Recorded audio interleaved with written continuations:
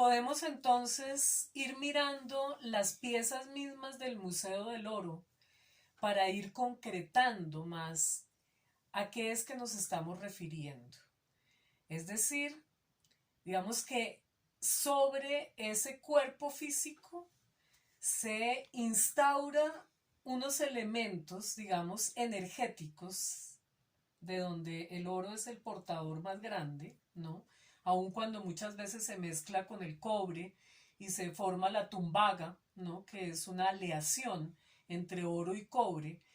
El oro, entre más amarillo, más espiritualidad implica, más energía pura implica, ¿sí?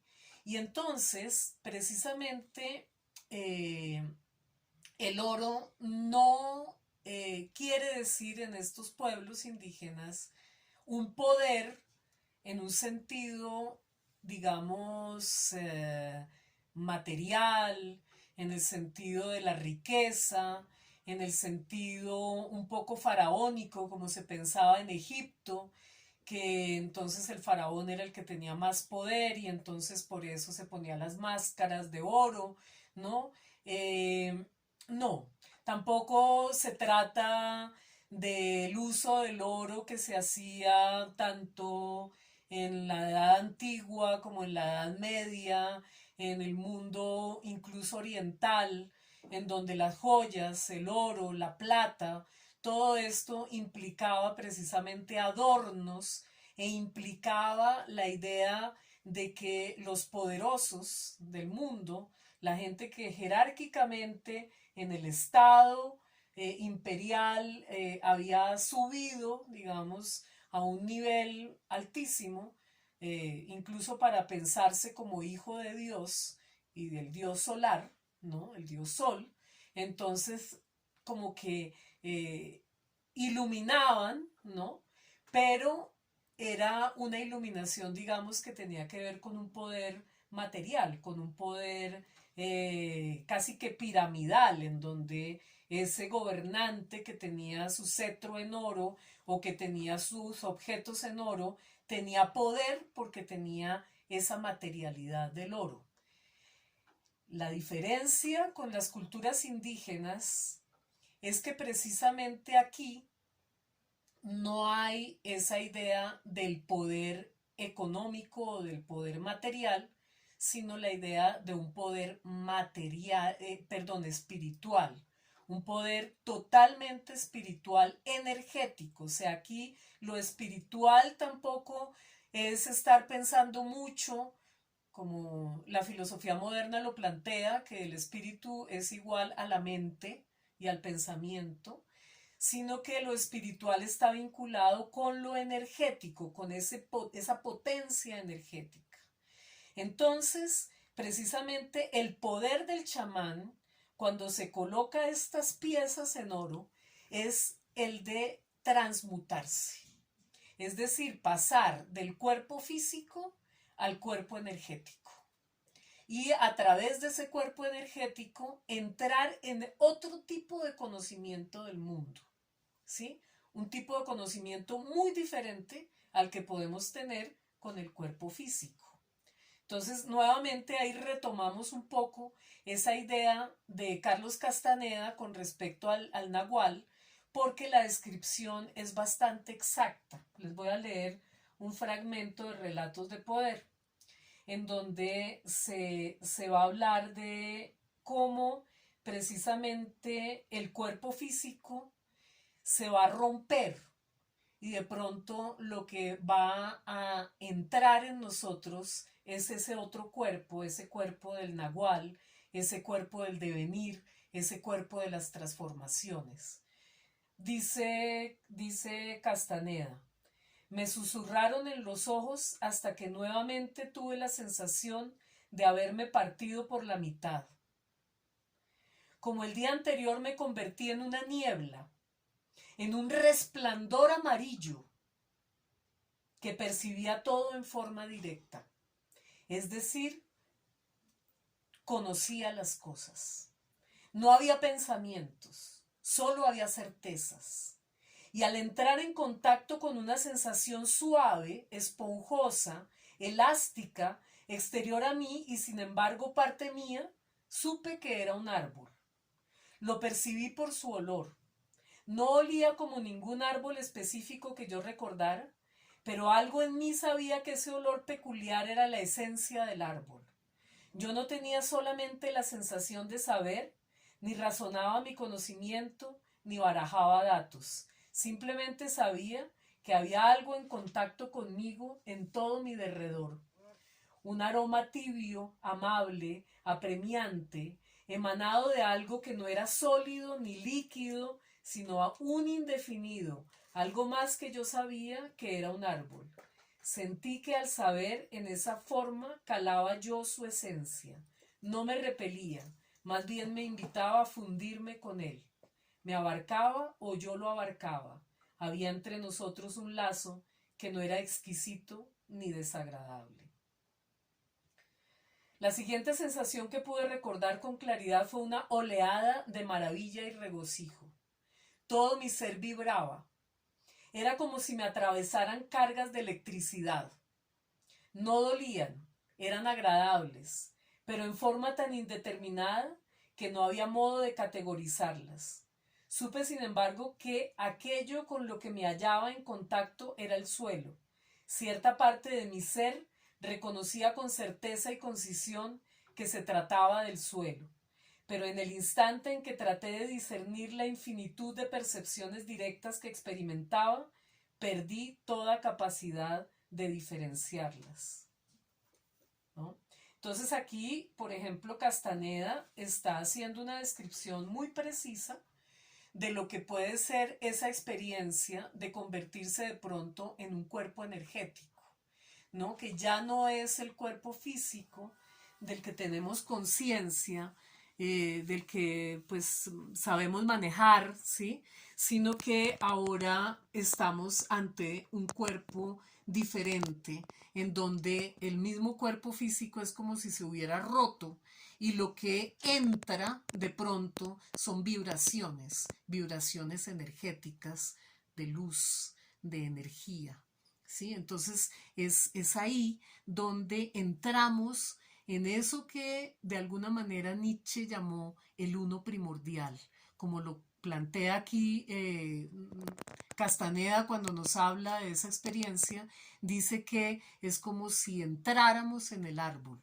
Ya no estamos mirando el árbol desde la distancia, sino que estamos en esa condición de entrar en el todo, de hacernos parte del todo, porque precisamente ya no somos un cuerpo físico, sino que nos convertimos en neblina, en vibración energética, en luz, ¿no? Entonces eso es como una especie de huevo luminoso, va a definirlo Castaneda, de una bola de energía, de una bola de luz que sale de nosotros, ¿sí? Incluso en el momento de morir, cuando, cuando digamos ese otro cuerpo energético se escapa del cuerpo físico y el cuerpo físico muere, ese cuerpo energético entra en el todo, entra en un conocimiento con el todo.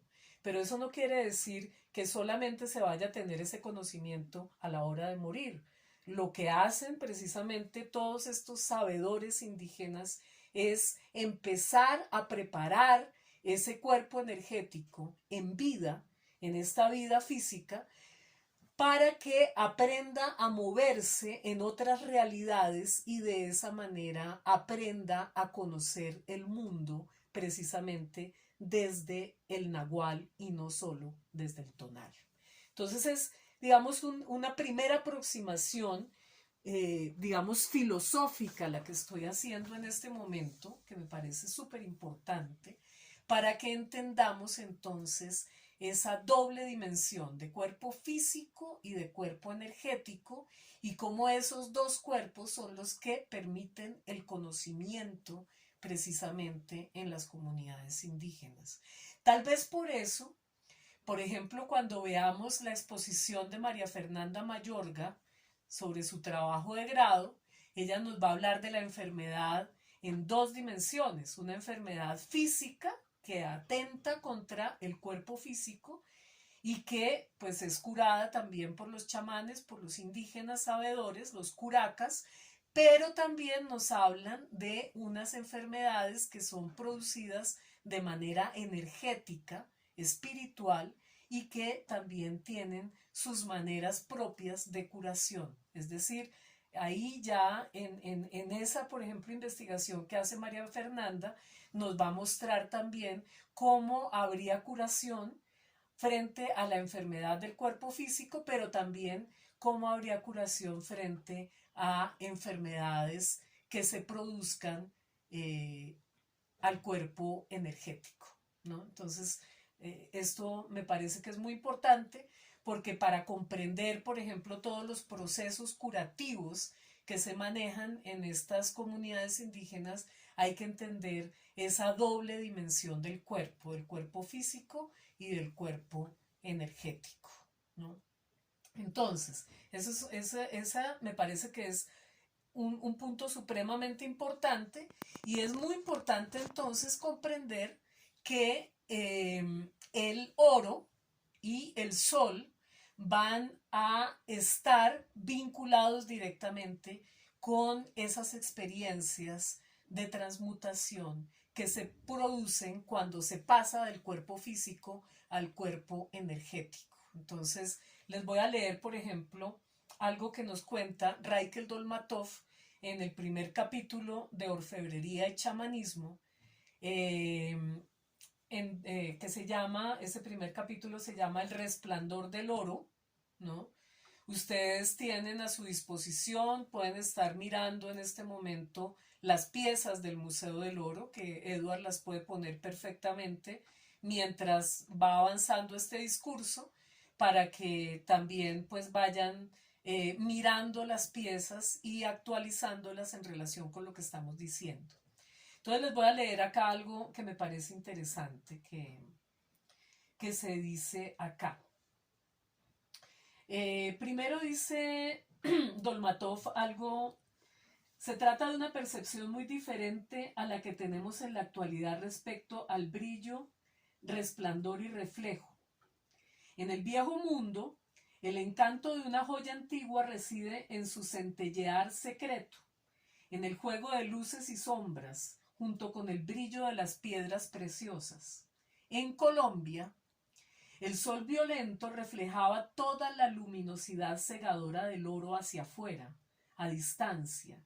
Los cronistas nos dejaron relatos de templos con grandes estatuas antropomorfas de madera, cubiertas de planchas de oro y de moradas de caciques, de cuyas entradas colgaban discos de oro, los cuales reflejaban a lo lejos los rayos del sol. También dicen las crónicas de entonces que los indios llevaban mantas u otras prendas de vestir sobre las cuales estaban cosidas cantidad de plaquitas de oro. Bueno, es muy importante entender que además de las riquezas de las que ya hemos hablado con respecto a todos los minerales que tenemos acá en este territorio maravilloso que se llama Colombia, también tenemos algo increíble y es el oro. Colombia ha sido uno de los países, tal vez el país más rico en oro que ha existido sobre la tierra. ¿Cómo será de rico que,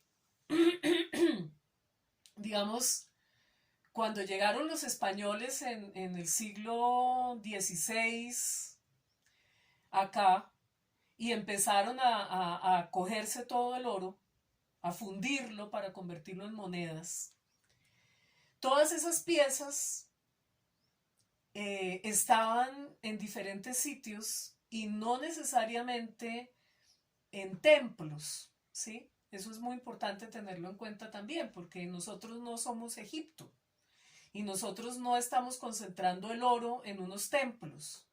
Sí había oro en templos, por ejemplo en Sogamoso. En Sogamoso cuenta la historia que cuando cuentan los cronistas, mejor dicho, que cuando llegaron a Sogamoso había un templo, muisca, ¿no? Supremamente potente, en madera, todo, y sobre la madera estaban las incrustaciones en oro. Era todo resplandor de oro. Fue tal grande la sorpresa de los españoles cuando entraron a ese recinto, su asombro fue tan impresionante de ver semejantes piezas en oro, que se les cayeron las antorchas y por eso se quemó ese gran templo de Sogamoso. Se quemó toda la parte de la madera y pues el oro lo cogieron y seguramente pues lo fundieron, ¿no? También se puede decir que, por ejemplo, en Cusco había un gran templo en honor al dios Sol, que estaba todo enchapado en oro. Todavía actualmente podemos ver el lugar, aunque pues claro, fue pelado completamente por los españoles, quienes se llevaron, como eran ladrones, habían salido de las cárceles, pues ustedes se imaginan cuando llegan a semejantes recintos, pues no van a tener ninguna otra reacción diferente a robarse esas piezas como cualquier ladrón. Pero en los indígenas esto no producía sino sorpresa, porque para ellos el oro servía para transmutarse, servía para conocer, para entrar en transformaciones. Por eso las piezas, si ustedes ven, por ejemplo, piezas que se ponen en la cabeza, ¿no? Como especies de coronas, pueden tener 3 o 4 animales al mismo tiempo.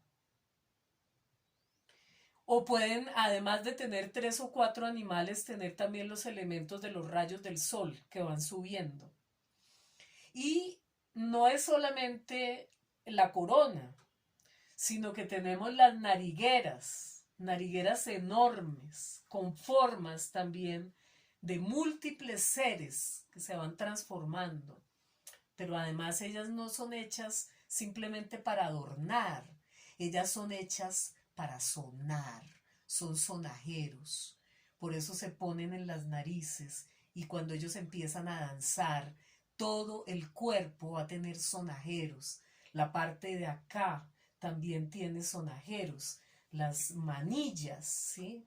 Acuérdense que lo que nos identifica como pueblo en Colombia es porque todos tenemos manillas. Miren acá, manillas, ya no son de oro, porque se robaron el oro, pero nosotros somos ricos en manillas. Miren, manillas por todos los lados. Estas son de la Sierra Nevada de Santa Marta. Simplemente ustedes cogen algodón y hacen así hasta que le queda la manilla, ¿sí? Y manillas por todas partes, pero en la época del esplendor del oro, cuando todavía no habían llegado los ladrones, entonces estos indígenas todos se lo ponían, porque además el oro vibraba en los ríos, el oro era extraído de las cuevas, el oro aparecía en cualquier parte, porque el oro, además la función del oro más importante era servir de pagamento a la tierra. Era una ofrenda que se hacía a la tierra. Se le daban estas piezas, los famosos los tunjos de oro que hacían acá los muiscas, eran para hacer pagamentos en la laguna de Guatavita, para hacer pagamentos en todas las lagunas. Nosotros acá tenemos más de 7 lagunas importantísimas, acá alrededor de la sabana de Bacatá, que era como nos llamábamos antes de llamarnos Bogotá, nos llamábamos Bacatá, ¿no? Y esta era nuestra ciudad, ¿no? Y era una ciudad de más de 1 millón de personas. Y esas personas, como cuenta aquí Don Matov, muchas veces se ponían su ruana y sobre la ruana le tejían, le cosían un montón de piezas en oro, de tal manera que no era, digamos, una cuestión clasista de que por allá el sultán es el que tiene joyas y el campesino o el que trabaja la tierra no tiene oro. Acá todas y todos usaban el oro como un instrumento de poder, pero no de poder material, sino de poder energético, espiritual, para transmutarse, para entrar en otras dimensiones de la realidad, para pasar del cuerpo físico al cuerpo energético. Entonces, esas piezas en oro, además estamos hablando de las narigueras, de cómo esas narigueras eran también sonajas. Eran sonajas, sonaban, porque tenían ahí unos pedacitos que permitían, como unas bolitas, que al chocar producían el sonido.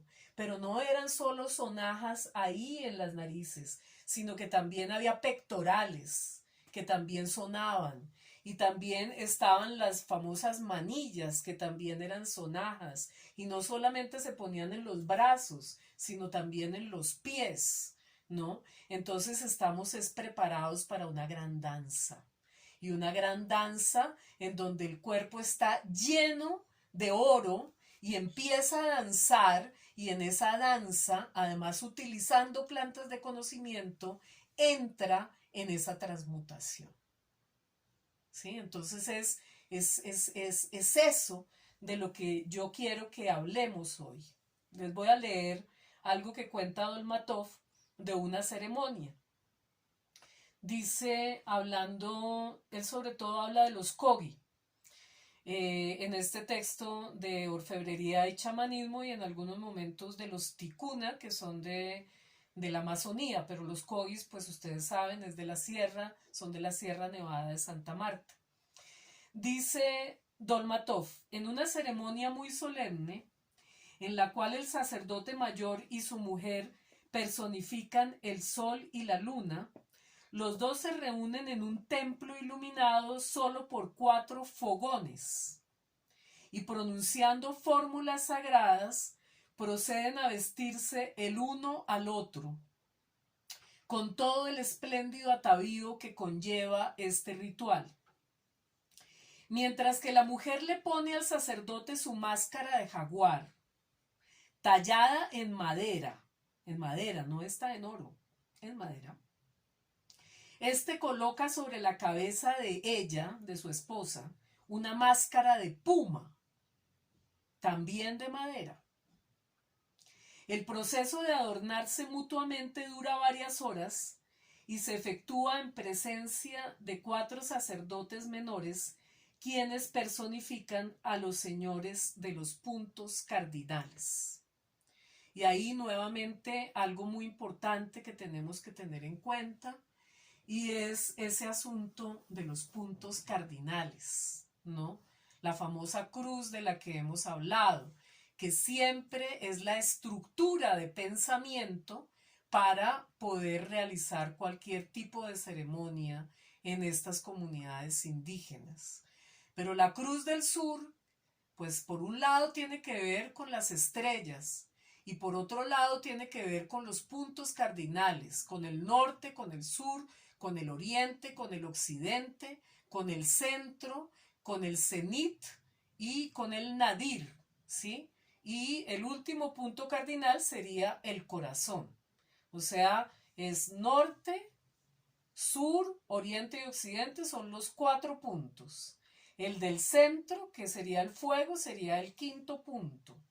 Pero también ese 5.º punto nos está señalando 2 dimensiones, la dimensión de arriba, la dimensión de abajo, de las alturas del cenit, del cielo, y la dimensión del nadir, que tendría que ver con el inframundo, ¿no? Y al final tenemos la otra, la 7.ª dimensión, que es la que cada uno lleva, que es su propio corazón, ¿no?